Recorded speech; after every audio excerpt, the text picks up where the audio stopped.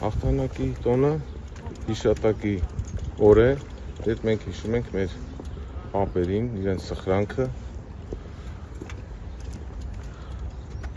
բոլորով միշտ դուրք ենք տալիս այդ սխրանքին, մայիսի 9-ին, նշելով այդ հիշատակը, որը որ երբեք չենք մոռանա։ Պարոն Սաֆարյան, դուք հաշտ եք, որ այլևս եռատոն չէ այսօր։ Ես նշեցի այսօրվա խորհուրդը, ավելացնելու բան չունեմ։ Մենք այս տոնը Հայաստանը Ռուսաստանի հետ միասնաբար նշել է երկար տարիներ, այս պահի դրությամբ այս տոնի զուգահեռ դուք նկատում եք հայ-ռուսական հարաբերության լարվածության պատճառով որևէ ճգնաժամ Հայաստան-Ռուսաստան հարաբերությունները։ Հայ-ռուսական հարաբերությունները ունեն երկար պատմություն, ներկայիս դրությամբ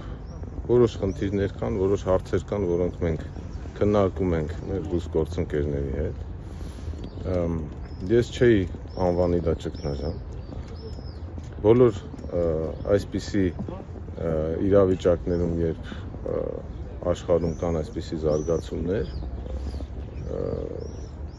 նորմալ է, որ առաջանում են հարցեր միմյանց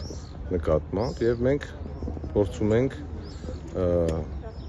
երկխոսության միջոցով հասցեագրել այդ բոլոր հարցերը։ Ռուսական լրատվամիջոցները գրում էին կոշտ զրույց է եղել Ռուսաստանում Հայաստանի դեսպանի հետ, արտգործնախարարությունը նախորդին չէր մեկնաբանել, եթե կարելի է, եթե դուք կարող եք մեկնաբանել այս բայդրությամբ դեսպանի արտգործնախարարություն կանչվելու փաստը։ Այդ իրենց մեկնաբանությունն է, դեսպանը կանչվել է, փոխանցել են հայտագիր, եթե կարիք լինի, մենք դրան կպատասխանենք։ Բովանդակությունը ինչ է հետաքրքիր։ Կապված էր այստեղ կայացած գագաթաժողովի հետ։ Հնարավոր է սրանից հետո հայ-ռուսական հարաբերությունները վատ տարածում նկատվի հայ-ռուսական հարաբերություններ Զելենսկու այցից եւ այլ հայտարարություններից հետո ըստ էության կկրկնեք ձեր հարցը։ Այս ֆոնին,